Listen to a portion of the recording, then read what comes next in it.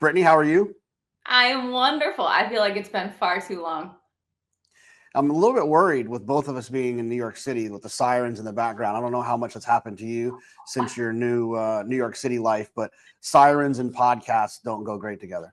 No, but I feel like I'm in a bunker right now in Patrick's office, so gonna do my best to keep those sirens away, but I cannot promise my dog will not start barking. All right, good. All right, no big deal. Tappan Street, pronounced like Japan, which I've found out.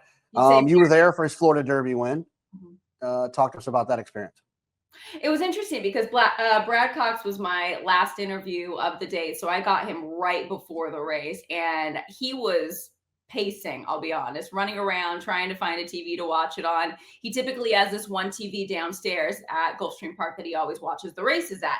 I followed him through the grandstand. Finally, he found one that was acceptable. But what was funny, most of the TVs had Santa Anita on as their day was just getting started. He said, "Did you do this?" I'm like, "No, I promise, I swear. Not California racing just because of me."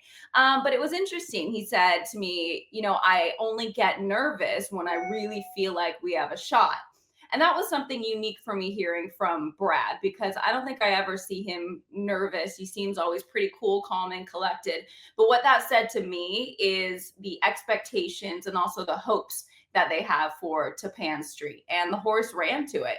So when I saw him after the race, I just asked him, what is it about this horse that gets you excited? And obviously the talent's there, but mentally, he said he's just really mature mentally. And we know how important that's going to be come the first Saturday in May with thousands of people rooting these horses on. And so that could be the end all difference maker for him to set him apart, because we know the talent's there. But I just thought that was interesting, seeing Brad in a bit of a different state and how excited he is about this horse.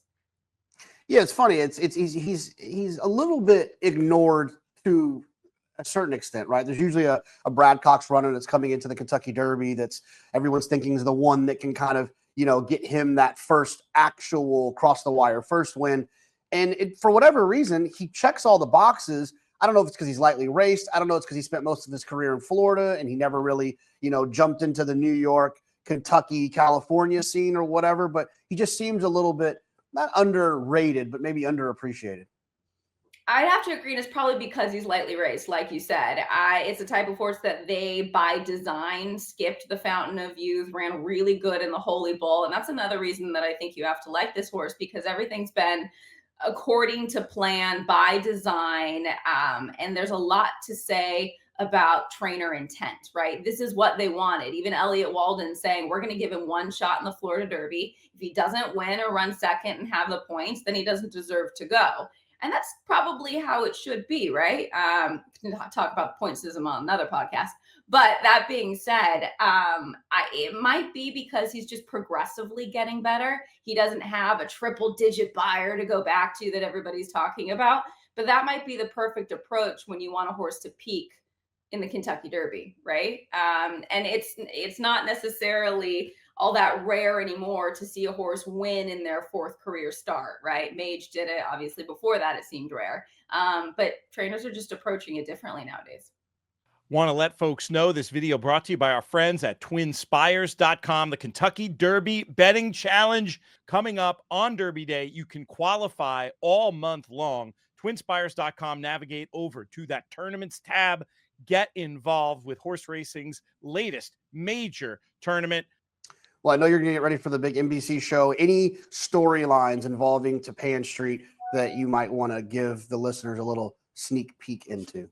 Oh God, there's a lot, right? You've got the tale of Derby DQs, but they're on each side of it, right? Luis Saez disqualified aboard maximum security, so he got the thrill, the elation of it to then get pulled down, and then Brad Cox got the flip side of it, where he was elevated to the victory with Mandaloun in, well after, and so didn't get to celebrate it, right? So you've got that. You've got similar connections to Justify ownership group and Tappan Street, named for the late Anthony Manganaro, who used to live on Tappan Street. So really an ode and honor to him. So many layers to the story. I can't wait, though. It's just really a wide open event, and getting everybody back together in Louisville will be fun.